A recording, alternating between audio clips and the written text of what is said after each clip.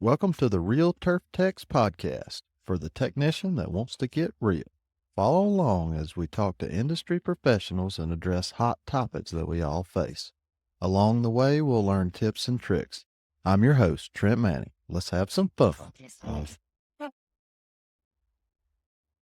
Welcome to the Real Turf Techs podcast, episode 156. Today we're hanging out with Alex Gaddy, a homeowner who took real mowing to another level. What started with an old California trimmer turned into a backyard putting green, John Deere walk mower, and more turf experiments that most superintendents would admire too. We talk California trimmers, bentgrass in Georgia, sprigging TifEagle, and what Alex learned stepping into the shop for reel grinding and backlapping. Let's get to it. Welcome, Alex, to the Real Turf Techs podcast. Thank you for being here tonight. Thanks, Trent. I'm happy to be here. Excited to talk to you. You're coming in clutch. So good. I got in a bind here and had to pull out some last stops. So I hear you. I called our member / friend, Alex Gaddy, that has quite a bit of turf equipment in his arsenal to maintain his backyard. It's a little bit different than most people, or most of the listeners are probably not at the level Alex is. Where did your desire to have a green in your backyard come from? It's a good story. My father-in-law, who has a tendency for kind of going all in on certain projects, whether it's art design or has a big kind of record album upstairs, but he's got a bunch of stuff in his basement. I was down there with him. We were helping him get something, and I saw a California trimmer, and it looked like he was sitting there for about, I don't know how long, 5 or 10 years. And I kind of looked over at it and I said, "What are you doing with that? What are you doing with that mower over there?" So is that a real mower? He said, "Yeah." He goes, "I used to cut it, cut the yard with it, and I never haven't been doing it since we've been in this house, but you're welcome to it if you want to try it." So I was like, "Sure thing." So, first thing I did was wheel that thing out, realized how heavy it was, and had to try to get somebody to help me put it in the back of the truck. And then I got it home and I was like, all right, how am I going to get this thing started? So that's where my story started was, my father-in-law with a California trimmer, a Honda engine, and I think it's got 20 years on it, and it runs great still to this day, and I still have it. But that's kind of the entrance to my story, where I started cutting with a real mower, and I started doing the grass in small spaces. And I was like, wow, this makes a huge difference in the way the grass looks. And so that was kind of the beginning of my story, by chance, with my father-in-law being nice enough to hand me his California trimmer that I'd used for 10 years. That's awesome. No, that's really cool. And so I've worked on about all of them, and definitely my background is working on golf turf equipment, and the commercial mowers that John Deere and Toro and Jake sell, they're legit. The California trimmer, the first time I saw one of those, I'm like, where did this come from? This antique of a mower, and I think you can still buy one, like a new one. They're still making them, I heard, which is, just blows me away. But, and like the first time adjusting reel to bed knife with a punch and a hammer, I'm like, this is the first time I've ever done that to adjust reel to bed knife. It's just craziness. Well, I started with trying to just watch a couple of YouTube videos, and finally I called. It's actually your buddy over in, I think he lives not too far, but he does a service up here in North Georgia, and he agreed, and I got it serviced over there. So the first time I got it serviced, I had it over it. I was like, oh man, I should be able to do some of this stuff myself. And then quickly realized, oh my gosh, I don't have the right tools. I don't know, like, what am I doing adjusting reel to bed knife with a flathead and a hammer? Like, how close is it supposed to be? Is it too tight? I did one side too tight, not the other side. You don't get the nut just tight enough, it slips back, and then you've got a big gap again. So I got indoctrinated pretty quickly into just, after not doing it or not knowing what to do, and how temperamental it was, even on a California trimmer, before I got into some of the, obviously the more sophisticated, commercial turf equipment that I have now, but it's a process. It's an unbelievable amount of just institutional knowledge and know-how that a lot of people have no idea or Oh yeah, understand. yeah, yeah. Yeah, until you've actually done it. Yeah, no idea. I mean, Yep. how would anyone know? And I mean, even for me, having a real maintenance background, the first time I messed with one of those, I'm like, what is this? Mhm. Like who come, because our stuff is pretty precise, and you can make fine adjustments Yeah. to it. Where that you're hitting it with a hammer. Yeah. That's the adjustment. You got to figure out how hard or firm to tap the hammer, and just like you're saying, when you tighten the nuts up or the bolts on the side, and then that changes everything. It's just Yeah. like, And and of it's course funny. I'm down on the ground too, like underneath it, sidearm, I, like trying to yeah, see it. It's yeah, not up on a table or anything too. So right. everything is imprecise and you're just like lucky if you get it back together and it cuts anything. Yeah, yeah, yeah, yeah. Well, it reminds me. So, and I apologize because I don't remember his name, but he's a member at the club too, and you might know him. He's got Baroness, and he brought it Mm, and wanted to change the bed knife. So I put it up on the lift table, and so my lift table, Alex saw it. It goes up 4 feet, so you can get it up, and it's right there in front of your face. And the whole time he was like, "Man, I would have been doing this on my driveway."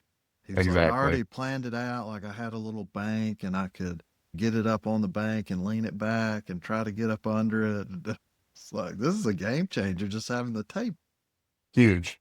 Yeah, yeah. Huge. So it's Yeah. yeah, good stuff. Good stuff. So you started mowing the your yard with the Yep. California trimmer. Yeah. How? So I started with the trimmer. We had a Zoysia yard and I had it dialed in and it looked awesome. Everybody come by and they'd say, "What are you doing? How does it look so good?" And, I'd say, "Well, I bought this. All right. My father-in-law gave me this California trimmer." And so then I knew I was onto something because I was like, all right, people are stopping. And like, I remember I had a delivery drivers come out and they kind of touched the turf Oh, and they're like, when did you nice. get the Yeah. artificial turf? And then I'm like, no, that's just Zoysia. And they're like, no way. So I got tickled over that and kind of became a lot of fun to do. And then we moved north of Alpharetta now where we live and got a little bigger piece of property. And so it's all Bermuda. And I didn't know at the time it was all TifTuf, but I started reel cutting it's, close to 20,000 square feet, which, cutting 20,000 square feet with a push California trimmer Yeah, a lot. twice a week is not for the faint of heart. And so Mm-hmm. anyway, I knew that wasn't going to be sustainable, but I remember it was one afternoon I was in the backyard and I have a really flat piece of grass. And I was like, did a little YouTube video and I was like, what does it take to make a putting green out of Bermuda? And so sure enough, watch a couple of these videos and like, all you got to do is scalp it down, the dirt, give yourself, as long as you got 8 to 12 weeks of growing season left and you can top dress it with some sand, you can make a rough putting green. So I'm back there scalping this, circle size thing in the backyard and it's brown and the grass looks Mm-hmm. great. My wife comes outside. She goes, "What are you doing?" "Stop making a putting green." She goes, Well, "This is and a so putting green?" I've known Alex for a couple years now, and I'm pretty sure his wife probably comes out and says that quite often. All right, what are you doing, Alex? "What are you doing?" Right. She goes, "What are you going to leave this brown spot? This is the nicest, flattest part of the yard." I said, "Just trust me. I think this is going to work." Right. And so, I cut this big circle. I went to Home Depot, bought a bunch of place sand, drug it in the backyard, chop dressed it, bought a leveling rake, and then threw a bunch of fertilizer down on it. And sure enough, I had dropped the California trimmer to the lowest setting. And I think it's like 3/8. So it's not Okay. like, Yeah, yeah. a green speed, but it's close enough to feel like, the difference between, Mm-hmm. 6 or 7 hundredths on the normal, or over a half an inch. And so sure enough, like 2.5 weeks later, it comes in, it looks beautiful. All the grass comes in. I'm cutting it every other day with the trimmer. And sure enough, that was where I started. So like that TifTuf hung in there. It's so hardy. It works great. It can get cut down to maybe almost 200 to 250 and still survive. But once it gets Mm-hmm. hot, it gets unhappy. And so that's how I got started with the putting green in the backyard. Oh, that's no, that's good. That's I mean, yeah, it's cool, and I do think. I mean, I remember this was back in the day. I'll date myself. So when I was in high school, the girl that I was dating, her dad was big into golf, and he had a little putting green in his front yard, and Hmm. he had a real mower that he mowed it with. So I mean, people's been doing this for a while. Yeah. It's not a new thing, but I do think it's got a lot more popular in the last, 5, 7, 8 years. I don't know. It's definitely got, and that's kind of how I got started on top of it. Beyond this was I started, looking a little bit on social media, and actually TJ Breel, who's they called the Lawn Dad. I think he's got, I don't know, 150,000, a bunch of followers, Mm-hmm. but he had a little place in Travelers Rest, South Carolina, and did a Tacoma 31 full install, beautiful lawn, and had a putting green. So I started watching a lot of his videos, and sure enough, your algorithm starts to get tuned in. You're like, oh, that Mm-hmm. guy's got one. Oh, that guy's got one. That guy's got one. So you've got these little network of buddies that are all these kind of residential enthusiasts that have these greens in the backyards, share tips and all this stuff. But the hardest part everybody faces is keeping equipment up to, Mm-hmm. the standard, right? Because you're using a lot of times something that can't be maintained at anywhere other than a golf course or something that's very, very specialized.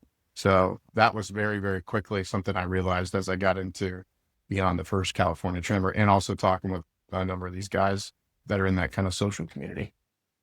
Yeah, and I've noticed on Facebook there's some groups too. There's Yeah, a I don't group remember. for everything. Yeah, Yeah. there is. Yeah, a group for everything. One, I don't. Somebody added me to it's Toro greens mower group, Mm, but yeah. it's all homeowners. It's not. Right. I mean, there's a couple of golf guys in there, whatever, for technical advice. That's the only reason the golf guys are in there, which is fine. I mean, that's cool. But it's amazing. I mean, just the pride that these people take in their real mower, Yeah. that they mow their yard with, or if they got a green or whatever. I mean, it's super cool and it's exciting, you Yeah. know. I think it's definitely taken off. It's also, it's probably why you see the used market pretty expensive, right? Because a lot of Mm-hmm. residential people trying to buy, call it golf mowers or whatever, and trying to get their hands on it.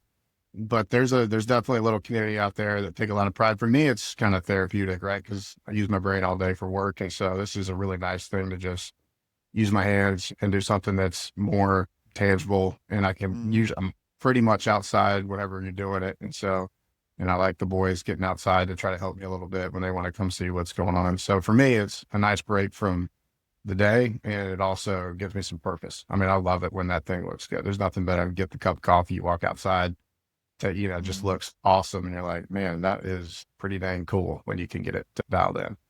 Yeah, no, that's yeah, really cool, really cool. Yeah, and like you said, rewarding. You know, Hmm. the fruits of your labor. You can see it every day when you get home or walk outside or whatever. So, how did you get from antique California trimmer Hmm. to I'm gonna let the cat out of the bag. A John Deere 2500, a John Deere what is a 220 E 220E and then a 180E. Yeah. and a 180E. Yeah, yeah. Yeah. So somebody might How did have that an shift obsession. I'm not calling you out. But with John you know, Deere or with mowers in with general? yeah, with mowers in general. If we need to have a therapy session or something, I'm here for it. I appreciate it. Well, I think I'm talking to the right guy, I think. Okay. So yeah, it's, so that first, when we moved up here, I was cutting the entire yard, about 20,000 square feet with that trimmer. And I was cutting it at, 400, 450. And so, as you know, and as you told me, when I started to say, hey, I think it's looking a little brown, you're like, well, how often are you cutting it? I'm Mm-hmm. like, well, once a week, but I'm doing PGR. And you're like, probably need to be doing at least twice a week, at least. Yeah. And so I was cutting it twice a week with a trimmer. And it was, I mean, it's an hour and a half, 2 hours, on Mm-hmm. average, if I'm cooking. And I said, there's no way I can keep doing this with a push mower. No chance. Right. Mm-hmm. And so that's when the research started. I was like, all right, how am I going to figure this out? I got to find something that can do this in, 30 minutes, half the time, but still is a true real mower. So I actually bought a rotary X330 because I was like, I'm going to try this. And I talked to a bunch of guys and they're like, if you just drive really, really slow and you cut frequent enough, you could almost pass as a reel mower. So I bought this X330, and, it's a normal, deck mower, John Deere. And, I had it for one summer, and I was like, this isn't even close. Right. It's not even close. So I traded that thing in, and I remember, actually, I think I asked Courtney, I said, do you know of somebody that works on mowers, that like commercial grade stuff? And he gave me, who's the guy up here that works on, he's got a little shop up here in Canton. I forget his name, but Able Turf and Tractor. Able Turf and Tractor. So I called Able, and Able had way too much work. And I had bought one from Conyers and John Deere down there. They had a 2500. And so I had done enough research to say, all right, 3 blades, 6 feet wide. If I can get this thing up and running and get some new equipment on it, I should be able to cut the yard in half the time or better. Right. And I had no idea what I was doing. So I bought this thing used. Abel was like, yeah, we should be able to put some new reels on it, get you fixed up. And then when he was like, you know what, I've got too much work, that's when he called you, and I got the opportunity to meet you for the first time to put, basically some new reels on there, some lightly used reels, and put it on there and start with that triplex. And so I remember bringing that triplex home after I got it from you guys and got it fixed up and running. And that thing was, I'd say it was pretty rough. I mean, it was fine for what I'm doing it for it, but I mean, it was barely making it up the hill, and it had that, I forget what year that thing had. I hit 3,500 hours on it or something like that. It was used, but I remember cutting that front yard in like 10 minutes and being like, oh, wow. Yeah. Thank you, God. Right. It's a dream come true.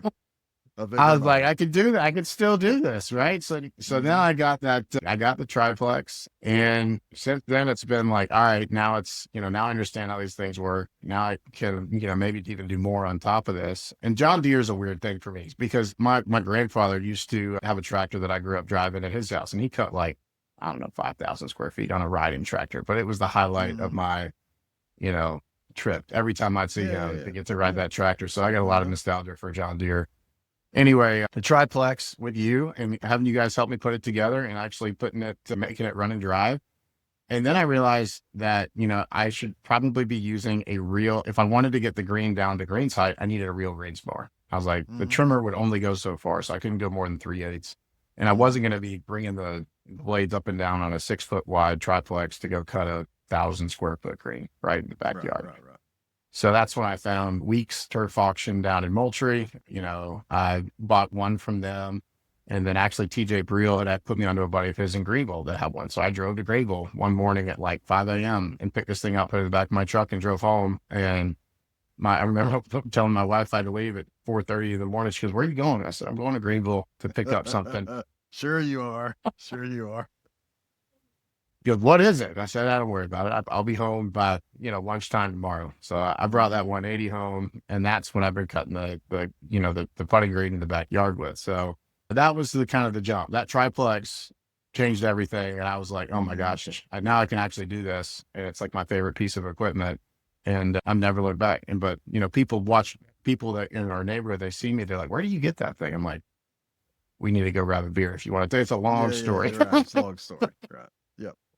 Yeah, you don't just run down to Home Depot and get one of those. No, exactly. And yeah, for any of the listeners that are not in the golf world, to buy in Georgia, to buy a piece of John Deere turf equipment, there is only one dealer, and that's Beard Equipment right now. So same thing with parts. If you want to order parts for a John Deere piece of turf equipment, it's got to come from Beard Equipment. And that's the way John Deere has their distributors set up, throughout the country. It's that way. There's a single dealer for different regions, which I don't really agree with. And I actually talked to Beard. I remember, because I was trying to I would call dealers in Texas. I call dealers all over the place to try to find something that was lightly used that would be reasonable. And I remember calling Beard and them saying, "Well, we're not really rebuilding them, but like if you wanted a new one, you can get in line." And you're looking at, I think at that point it was $35,000 to $40,000, and I was like, "Oh my gosh," or whatever couldn't believe. I was like, "Well, that ain't gonna work. So I got to go find something that's gonna be, that I can buy into and fix up and do all that kind of stuff." And so that's where I ended up buying the one from Conyers. But I had no idea. Like, I think I thought this wasn't that big of a deal, and you could find parts and everything else. I just had no idea getting into it. Yeah, no, it's a whole different animal. Turf equipment is. But yeah, walk us through. You you talked a little bit about your putting green. You first just started mowing it down, Yeah, and then and that was TifTuf that you were that was mowing tip tough. down, Yep. and then you did a little bentgrass experiment. Did bed grass How'd that experience. go? Well, as a member of a golf, member of a golf club, you see the golf course in such great shape all year round, and you're kind of intuitively thinking water, fertilizer, cut it, should be not that big a deal, right? Hmm. I feel like my life, I've been like, oh, I can figure things out, do a little bit of research. And, I had a good experience with cutting the tip tuff down and like it looked good. So I'm like, I got this. So, but after I bought that 180 and I started cutting it down to like basically below 200 tenths, it Hmm. started burning out pretty quickly. Like it was not happy. And so I was like, all right, this is probably, if I really want to get true green speeds back here and I really want it to look and feel like a real putting green, it's probably got to be a real putting surface grass. And so I was Hmm. like, what am I going to do? And in Georgia, probably has to be some type of, mini dwarf Bermuda in order to do it. But I remember talking to Courtney and being like, he's like, yeah, if you're going to do it, he's like, I would burn it up in the fall because it picks up most of the Roundup then, and then you're going to want to respray it if you're going to do something again in the spring. So if I were you, I'd go ahead and spray it, and then you can redo it again. So what do I do if I've got a big, muddy patch in the backyard? He goes, oh, just put some, perennial rye or some bent seed on it just to keep it, Hmm. from Right. keep some roots in the ground for the whatever. So then, of course, I'm like, oh, this is my chance to do a bent grass experiment in the backyard Hmm. instead of the Bermuda. So did some more research, did the same thing, bought some real bentgrass seed from, I think it's Twin City Seed up in, I want to say Minnesota, really Uh-huh. reputable buyers. So I couldn't believe how much bentgrass seed cost, Uh-huh. did enough research, And did this little everything. bitty tiny seed. Yeah. So small. I was Yeah. like, couldn't believe it. And my buddy's a superintendent, a good friend of mine from Cleveland, Ohio. His name's Kevin Barth. He's moved around a couple of spots, but I was getting some tips from him about because he's all bent and all Hmm. overseed.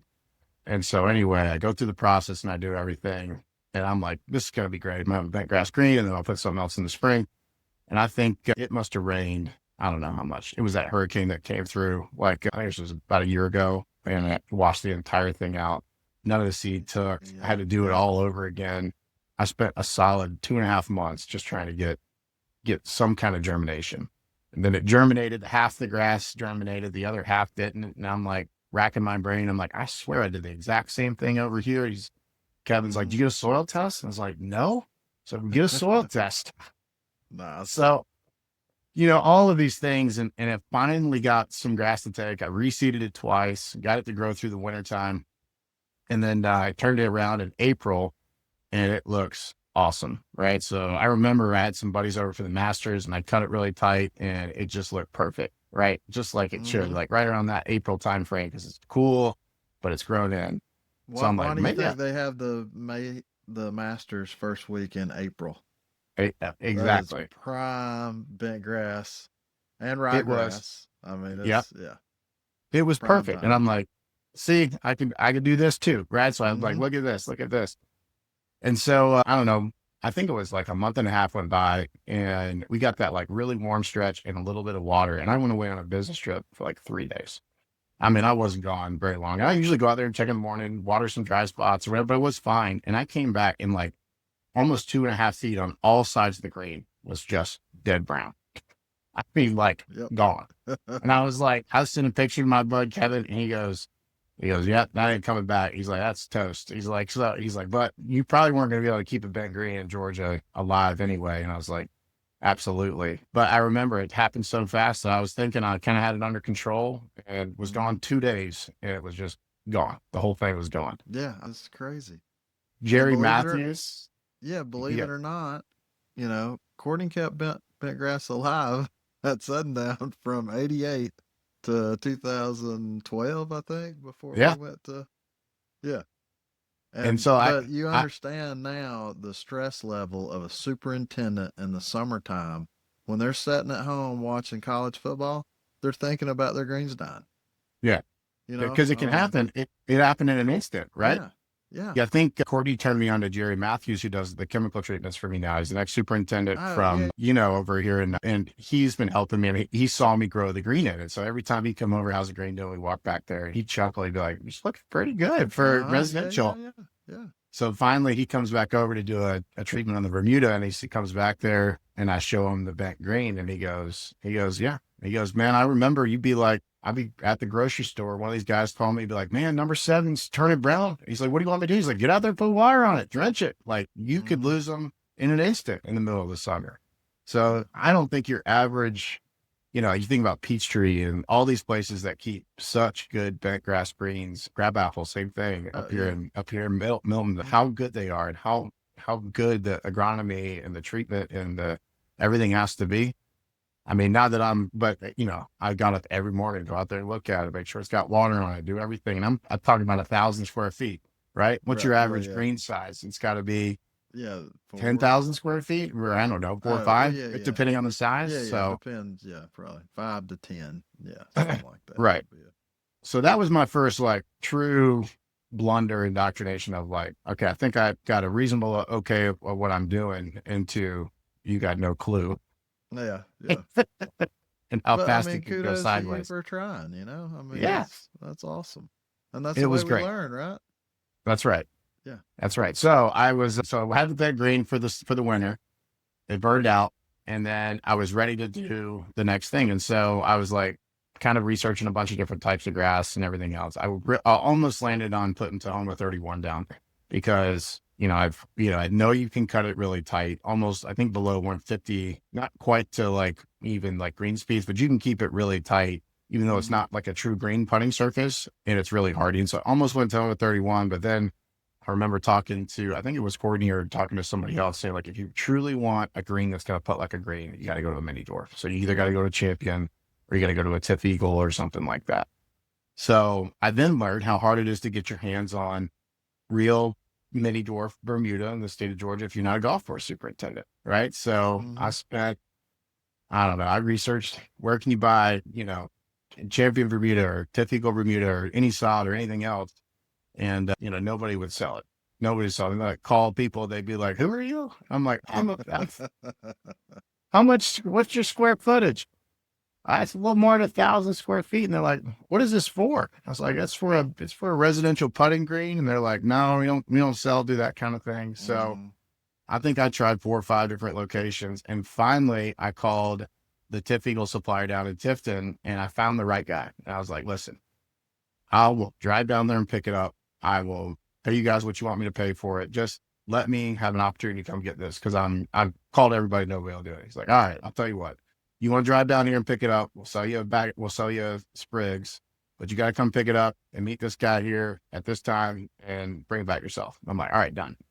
So then that was the next story I had to tell my wife was, hey, by the way, I got to drive down to Tifton, Georgia, 7-hour round trip to go pick up some grass. They can eat So some that's grass up, honey. right. Yeah. She's like, where are you going? It's like Tifton, Georgia. She's like, they don't sell this anywhere else. I'm like, no, it's a Nope. long story.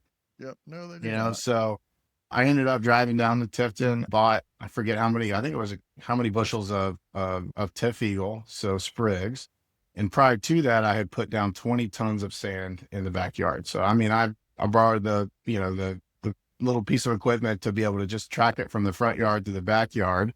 Had no idea what I was doing there, how much sand that was going to be to Yeah, I don't. move. Yeah, explain to the listeners a little bit about Oh, getting sure. how many tons of sand? Yeah.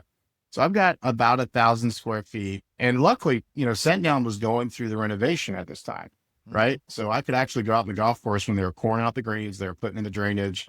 A USGA green is what, 14 inches deep with, drain and Hmm. gravel underneath. Yeah, So yeah. all the water runs away to the lowest point. And then you're putting a, gravel layer. I think it's close to 2 to 4 inches. That's the green slope. So it's already graded to the Yep. slope. And then you got another 12 inches of greens mix, which is basically sand and peat moss, right? A Yep. version, pretty much, Yep. 12 Yep. inches of that. Yep. So I'm like thinking about, do I need to bring a backhoe into the backyard and core this thing out? So that's when I get on my social media buddies and like, listen, like you're not building a USGA unless you really want to, a USGA green, like put 4 to 6 inches of sand on top of it, and you should be pretty good. Still should still drain out, and you should have the right, underlayer so that the grass can grow properly. So when I did the math for about 1,000 square feet, I needed about 18 to 20 tons of sand, which is a full semi tractor trailer, right? Yeah, yeah, yeah. So, Yep. so the semi tractor trailer backs into the driveway and dumps 20 tons of sand. And my wife comes out again. She goes, "What are you doing?" So well, That's I'm gonna great. spend Saturday shoveling this from the front yard to the backyard for the new putting green. And she just walked back inside. I don't even think she said anything to me at that point. But I mean, I think I got 4 to 6 inches roughly of sand back there, and then I put some peat moss in it. And then that was also the part of the agronomy stuff that was really cool to do research on, was understanding what sprigging was. I had no idea what that was, right? So Yeah, most yeah, people, yeah. any residential person that's going to go put new grass in, they buy sod, right? So they cut the sod from the sod Right. farm.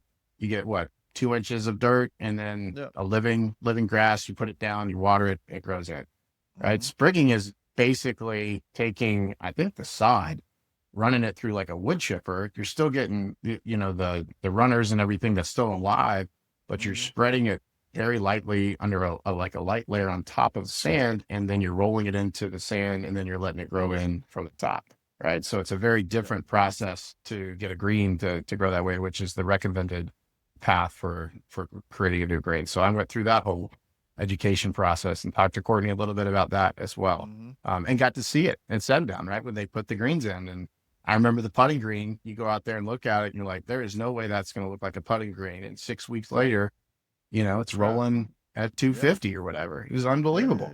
Yeah. So that's what I've got now. I spent, my dad came in town. He helped me do it. We laid the TifEagle in the backyard, drove down there, picked it up. And so I've got about 1,000 to 1,200 square feet back there in the backyard. First season, I put it in late August. Or August, so it's new, but I'm hopeful that in the spring it's going to look great and I can really start getting it down to closer grain speeds. But just top dressed it yesterday, so I'm still trying to make sure, trying to keep things going in the right direction. But it's a heck of a lot of fun to try to take care of. Yeah, super cool. Supercharge course maintenance with Task Tracker, the leading golf course maintenance software in the industry, built for precision and efficiency. Task Tracker simplifies daily operations, optimizes water usage, and keeps your team on track. With real-time updates and streamlined workflows, it's the essential tool for modern superintendents. Learn more at www.clubessentials.com/Task Tracker. Let's get back to the episode. Well, let's talk about your mower maintenance experience that you got to experience. And it was this past summer, right? And was it one of the walk mowers? Yeah, the 220. Yeah, the 220 you'd brought in. And anyway, Alex, he likes to get his hands dirty. So he wanted to come in the shop and I can kind of show him how we grind a reel and we grind a bed knife and all the things we do. And we were there for several hours. It could have been 4, but it felt like in 30 minutes. I mean, it was amazing. Yeah. So yeah, just talk about your experience and how eye-opening that was. Yeah. I think the reason I was coming in was we needed to grind the 180, and then I had tried to adjust the 220, and I think it didn't catch. And so as I stepped off the driveway, it clipped the driveway and bent one of the things. So we're trying to fix both of those things. So I said, can I come in and can you help me just show me what you guys do and how you do it? And, I'm thinking the same thing. It's probably like a 10-minute exercise, bang, bang, I'll be out of there, whatever. And I think that was probably the most eye-opening thing for me, because what felt like open heart surgery, you guys are doing on a daily basis for bed knives and for a fleet of equipment. I don't know how many Toros you guys have now. Is it 20, 15? 14. I forget the number. 14. We got right? 14. And I'm trying to take care of one mower that's cutting 1,000 square feet. And I'm like, I can't even imagine the multiplication plus the unplanned things that start to go through it, right? Now, 6 to 7 every single day in the mowing 6 to 7. Yeah. Every single day. Right. We don't skip a day. not fairway mowers, not, any of the other stuff, but just the Yeah, walk mowers, right? just the Yeah. greens. Yeah. Right. And so I, generally knew what backclapping was, but I never got it right. Every time it was like either I was too tight or it wasn't sharp, or one sharp side would be sharp or the middle would be, not cut in paper, but the edges would cut. And so like, I think backclapping is even a bit of an art, right? Trying to figure that Oh out yeah, and yeah, for what you're sure. hearing for and just feeling the tension or feeling all that. So that's taken me a long time to try to figure out. I'm still not perfect at it or great at it, I think. But when we came in, I think the few things that I realized were, one, you guys have all the right equipment, which makes, all these things at home so much harder, right? Put it up on the table, you grab the Hmm. socket right there, you know exactly which bolt to pull off. I'm like, slow down, Trent. I think see what you just did. Yeah, yeah, yeah. Wait, which side was that? What kind of was that? What size was that? Right? Why are you Uh, taking that off first? Did you need to do that first? Or you have to do that second? Like I'm going through all these things in my brain, and you're doing it like it's second nature. Next thing you know the bed knife's on the pulley, and you're already grinding, and it's been like 15 minutes. And I'm like, man, I don't even know if I could get that thing back in the same position or understand where it got to. Right? So mm, it was fun. It was really fun for me to watch. And I think the other thing that I noticed that I had no idea was the amount of preciseness, right? Like how precise everything needs to be to get the best cut and to get the best look of the turf. And I don't think mhm. I had any idea. I thought close was good enough. If you're close enough, it should be good. But I can't. I had such a underappreciation for how precise all the machining and the hundredths of an inch, and and that's not just on one reel. That's for a fairway mower, that's 3 reels. And for, your fleet of 15, I mean, that every day you've got, I don't know how many reels you got to keep that precise to keep the turf looking great. But that was something that I just had no real appreciation for until spending about 4 or 5 hours with you in the shop. Yeah. No, that and it's rewarding to me, to help you experience that, or so you can see that, and then you can share it with your friends too, Yeah. and hopefully everybody gets a little better understanding of what happens behind the scenes in golf course maintenance.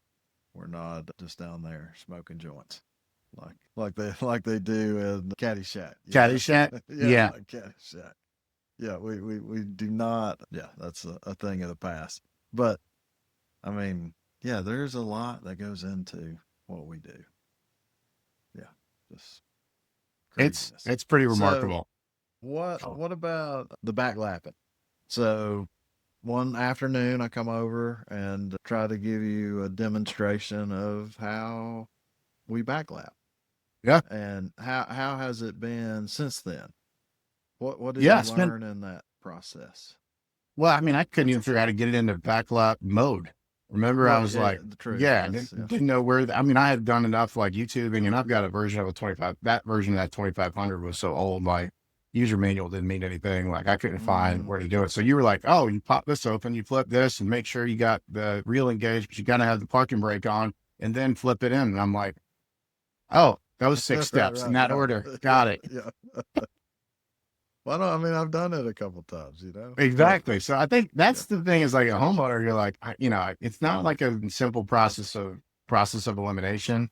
And I think the other thing that you do, I have a really, really clear understanding for now is just the troubleshooting, right? Like even when I think the new triplex that I've got now, I knew that the bulb needed to come out to set it into backlap mode and it wouldn't turn on. And I'm out in the front yard for 30 minutes trying to be like, why is this thing not running backwards? Like I should be mm, able to run this in backlap. I've looked at it 100 times, and I remember I sent you a text, and you go, "Oh, the switch is probably bad. Just bring it in. I'll flip you in." Like you didn't even have to be there, right? You oh were yeah, like, yeah, yeah, you were just like, "Oh, bring this in, and then we'll flip that out." That's probably all it is. And I'm like, yeah, I've been out there for 45 minutes, racking my brain. I'm like, did I do this right? Is the process right? All that kind of stuff. So the troubleshooting thing, like you've just seen so much of that. So I think that's for me something that only can really come with time and experience and institutional knowledge. But backlapping, when you came over, I just think I realized like one, we did the cut without it, right? We ran over there and we looked at it. And you can mm-hmm. look at you can look at the turf, like it was visibly different between, just shredding it on that. And then the next time we went past it after we had gone through the backlapping, like, so one, the turf difference side by side was meaningfully different. But two, I think that it is a bit of an art, right? Like you put that back, put on there and you're like, well, actually I like to hold the brush here and I want to make sure that I get full coverage. You don't actually have to use a ton more backlapping compound. You just pull it forward a little bit. So you don't want to do that. Make sure you don't leave it on there for any period of time. Just make sure you rinse it off. Make sure you grind the burr off with bed knife after you've done that. Make sure that, you got a flat edge on the front. So it's all these little things I think only you would ever get with reps. You're never going to read in some manual, right? I just don't think that exists the same way. So it was great for me to watch you, but I was doing the same thing in my head. I was like, slow down. I just go back 3 steps and talk me through why you did it that way versus, what did you see there that made you think about it? Because that's what I'm trying to figure out when I do these things is like, that process of elimination, what works, what doesn't, what gets the best result. No, that's really good. And I'm getting ready to do, with the YouTube channel, I'm gonna do some homeowner videos on like true cuts and how Yeah. to backlap and how to adjust chains, and so we're gearing up for that. I'm waiting on the true cut mower to show up from Kent. You mentioned Kent Oh yeah. at Yeah. Mower Yeah. That's right. Medics. Yeah. It was kind of his idea of doing some of these videos, and I think it'll be great for the homeowners. But yeah, what all is involved in backlapping? And yeah, it's a lot more than just putting backlapping, spinning the reel backwards and throwing lapping compound on there. And I do think that's one of the biggest things, or one of the biggest misunderstandings about backlapping is turn the reel backwards, throw on lapping compound. Because when I backlap a reel, I dip my brush in the backlapping compound and I start on one side, usually the leading edge on the left hand side if you're facing the reel, and I move it to the right. Then I flip the brush over and I go from the right to the left. Not that it matters, Mm-hmm. but that's the amount of lapping compound I put on the reel. And then I'll Yep. just hold the brush and go back and forth, not reapplying lapping compound. We're just redistributing the lapping compound. Because if you put the lapping compound on and you wait whatever 30 seconds or a minute, the sound gets Goes away. less. Yeah, Yeah. it goes away. So when that sound goes away, you're not doing anything at that point, or not Right. much. So that's Right. why you take the brush and redistribute it across there, and then you'll hear it. It gets louder, and it starts working again. So Yep. it's much quicker, and you use less lapping compound if you just keep the brush going back and forth. Right. And then, Yep. like you were saying, definitely getting it washed off, because if you leave any lapping compound on there, you're doing the exact opposite of what you want to do, and you're dulling the reel. The other thing that I think homeowners don't think about is they'll have their, whoever's grinding their reel mowers, they'll have the reel mower ground, and while the reel mower is off at the shop getting ground, they have their yard top dressed. So as soon as the reel mower comes back, the first thing they're doing is mowing sand with it. And that's about backwards of what you want to do.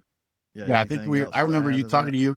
Yeah. I remember you talking about this because I was top dressing and we had just put that new reel on the 180 and you were like, just be careful. And I said, well, how do you know? And you go, well, look in the basket, right? If you got a bunch of sand in there, you're probably not cutting any grass, right? So like if you're just turning a bunch of sand into the basket, you're really not cutting grass. You're really just, pulling sand through the reel.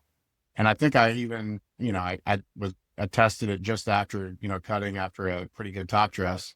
And sure enough, it's, back to having a pretty good gap, not cutting paper again. Like it's amazing how fast that happens, right? So, that's the, do you hear that or do you look down and see that? Or do you, that's what I started to try to play with. Cause I don't always walk out there every morning and throw a piece of paper in there to see if it is, but you can start to see it, pretty quickly. You can be like, the grass doesn't look like it's picking up everywhere. But I asked you, I think when I was doing, I was like, how often you backlap? He's like, well, our guys do it pretty much every time they bring the mower and they clean it. It's like, those are the two things we do is we make sure we backlap, make sure we clean it. And I was like, wow, okay. So if you really want to keep it great all the time, I mean, again, the amount of maintenance that no country club member will ever see is those guys going over there and backlapping and make sure the equipment's ready to go for the next guy, the next day, and the next cut. Right. Right. Yeah. Yeah. Members don't see that. Yeah, they're playing golf, That's and right. they're not. And I mean, honestly, we don't want them to see that. We do want to be behind the scenes. We want them to be able to enjoy their round, and us be out of sight, out of mind, Right. and have a good round of golf. So I mean, I get it. That's what it's about. But it is nice to have some of them appreciate us a little bit more when they do see us out and about. And, just members when you drive by and they say, oh, the course looks great. I mean, it's Yeah. really nice to hear that Yeah. because, I mean, we're a lot of us, especially the old school people like Courtney, I mean, we've devoted our lives to these places, Hmm. and I mean, it is kind of sad, but I mean, it's the truth too. I mean, you think like Courtney and the years he has there and how many hours he spent there. And I mean, how many, not now, but back in the day, how many times he missed a kid's ball game or Of something course. Yeah. because he's, wilt watching greens because he's afraid Yeah. his greens are going to die and he's going to get fired. Right. I mean, that was the reality in the Right. 90s and early Right. 2000s. So luckily, I mean, that is changing some in the industry and guys are getting better work life balance and that kind of thing.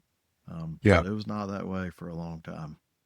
No, I totally get it. I think it's great to get an understanding because I mean, I think I take a different look at the golf course every time I walk out there. And sometimes I get caught, I catch myself looking at the turf more than I care about the golf sometimes. And I'm looking Uh, and turning around, which is funny. And my buddy Brent, he's like, he's always giving me a hard time because he's like, it's like, what are you looking at over there? I'm like, oh, I'm just looking at, we mm-hmm. dropped the height of cut on these mowers yet, or if it's the same height. Yep. So, It's but it it's does. It tough. makes you appreciate it. It makes you understand it and makes you ask some good questions. So I think it's only, strengthened and made my love of the game and love of golf and love of turf that much better, right? All those things come together. I think they fit really well. So, and I think, I get a lot of buddies that know I do this and they ask me questions about it. So I try to be as much of an educator as I can. And also to your point, right? Like when the golf course looks great, say something, point it out. Cause Mm-hmm. man, there's a lot of things that got to go right, both luck and hard work to get it to look that way. A lot more hard work most of the time, but it's great. I think we're very fortunate too between you and Courtney and the staff that we have at Setting Down. I mean, it's a wonderful place. So I'm very happy to be there. It's great. Yeah, no, it's been fun. I mean, this is my second tour there. The last 15 years is my second tour. But yeah, we've had a lot of fun there too, and learned a lot of stuff and had good people come through there over the years. And I mean, that's and where I'm at in my career is the young people I have working for me in the shop. I mean, that's what really drives me now Yeah. is, Yeah. training them up and, getting to see them have small wins. And, I can't wait till they go on to their next thing. Right. And, and see them do well.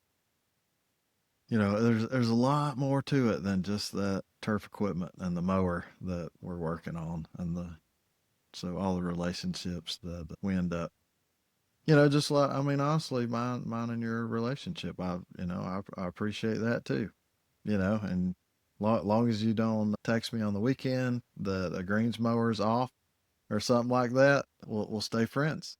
That's right. Well, that's what I Yeah, told my wife she goes, why do you need another mower? And I was like, you got to have a backup. Like one breaks you, what are you going to do? You got that's to right. cut the grass, right? Yeah, Don't stop growing, right? You got to go. yeah, So yeah. that's fine.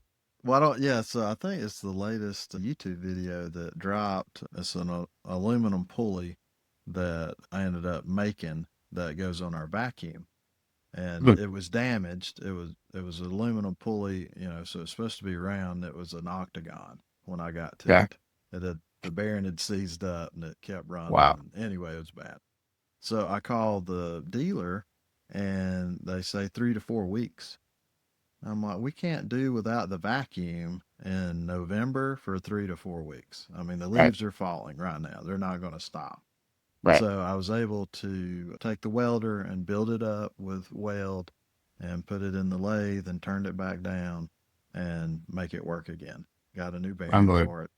Yeah, so 2 days it's down, and actually, I think it was like 24 hours it was down Yeah. Yeah. instead I of think three that's, to four I think, weeks. I can't, every time I see your videos, I always think is there ever a problem that you haven't been able to solve? You're like, you know what? We're just gonna have to wait on the client. Because I feel I like you mean, had MacGyvered your way through every fix in the book and probably have seen just about everything. So, well, I appreciate you saying that, and I don't know, it doesn't feel that way. I mean, from yeah. my side of the table, but the guy that taught me a lot of what I know and was my mentor when I started working there in the 90s, Larry Freeman, that was kind of his mentality is like, we're going to figure this out and we're going to get this machine back up. It don't matter, Mhm. what we got to do. We're going to get this thing back up and running. And I remember one time it was a pulley. I don't even remember what piece of equipment, but it was a pulley on an alternator had come loose, and the nut had come off and the threads were messed up. So he welded the pulley onto the alternator. And I mean, it worked, I It mean, worked good enough. it was not pretty, it Yeah. was not the ideal repair, but Right. it got that piece of equipment going. And this was, I don't know how long after that, the alternator was bad. And we had, I mean, it was a few months or whatever. And there was a local guy in Marietta that we took all our starters and alternators to, and he would rebuild them, remanufacture them. So I take it to him, and he said, "Who the hell did this?" I said, that was just, and Larry knew him really well. I said, that was Larry. We were in a pinch to, he's like, I don't know what I'm going to do with it. It's like, this is a paperweight. I don't know if I could fix this That one knob, might be but too far you gone. know, but I mean, and he's the same way though. He's like, give me a couple days, Yeah. and and he gets it fixed. I mean, I definitely think, when I was, and maybe before me, but while I was coming up through the ranks, a lot more people had that mentality than they do today. And I think I've talked about it on the podcast before. I mean, we're in a time now where it's easier, I guess, just to throw it away and get a new one. Yeah, this doesn't work. Throw it in the trash, buy a new one. Yeah. And I mean, I remember like Larry, the guy I'm talking about, I asked him one time, so what's the strangest thing you've ever worked on, Larry? And I mean, this is in the 90s. He says, my neighbor's electric toothbrush. You know, and I don't know what's wrong with it or whatever, but I mean, that was just kind of the way it was. We'd work on anything. It didn't matter what it was. And, the mechanic in me, if there's something broke, I really want to fix it. Yeah. Fix it. Make it right. Yeah. Yeah.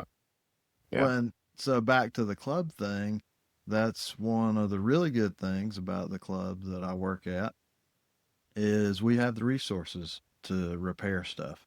And I have, friends in the industry, and they'll get shut off in November and can't order a part till January. And Yeah. it's like, that's not a good way, not a good place to work, because you want to be able to fix stuff in your downtime in the winter, and you got all these things to do, but I don't have any money to buy parts. Like, Yeah. you know, and I don't know what the reasons are, budgeting and whatever it is, but there's a lot of clubs that are like that. Well, I mean, there's probably, there's points where you need to do it and there's points when you don't, right? So it's probably, to your point, a lot more convenient to just buy the new part. But man, if you got the part or you got the resources and it's a 1 day fix versus going to spend a few $100, right? I mean, that know-how is pretty intense. I mean, I don't know how many people exist with that ability to do that, but I've been very impressed because every time it's like, no, we just pull this apart and we'll figure it out and put it back together and see if it works and try something different. And it's, I feel like you kind of have to have that mentality because, man, I don't think I would do well with watching guys come in and be like, what happened with this? And it was like, oh, ran over this, wasn't looking. As a mechanic, I feel like you just got to have this really nice, okay, well, let's try not to do that again, but let me see what I can do. Well, I'm not gonna lie to you. I'm not always that guy. Yeah. I'm rarely that guy. I mean, it really gets under my skin. Yeah. And I do understand, some accidents happen. I do get that. But when the accident happened because the employee is on their phone, not paying attention to what they're doing, is that really an accident? Right. And Right. and then you get to kind of know your employees and the ones that end up having, more accidents than the other employees. And you think maybe there is a reason that they're having more accidents than the others. But yeah, back to, the fixing stuff, a couple small wins just in the last week on a John Deere sprayer, a single pole, single throw switch from John Deere. So this is like a little switch, right? To turn, or actually it was to make the booms go up and down. This So is a you green got the sprayer. boom. Yeah, the Booms go you down. got the Yeah. two bone booms that Yep. go up and down, right? So it's the switch that controls that from John Deere, $320 Wow. for this switch. And I found the exact same switch, same manufacturer, online for $15. Are you kidding? No, I mean I don't, some people call it the golf tax, whatever you want to call it. It's highway That's robbery. wild. Wow. Yeah, I mean it's crazy That is that crazy. they mark stuff up that much because John Deere, and I'm just talking about them, but I ain't trying to pick on them. I mean, it's all these manufacturers. They don't make switches. They buy that switch from someone, right? Yeah. And but John Deere does a really good job of hiding who they get it from a lot of Yeah. times. So you can't go And find the original OEM. right, and they'll get stuff that's proprietary.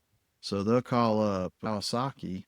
Well, actually, the 2500E you had a Kawasaki engine in it, and that Kawasaki engine you could only buy parts from a John Deere distributor Oh wow. because yeah, John Deere calls up Kawasaki and says, "We want this engine, and you're only going to sell it to us."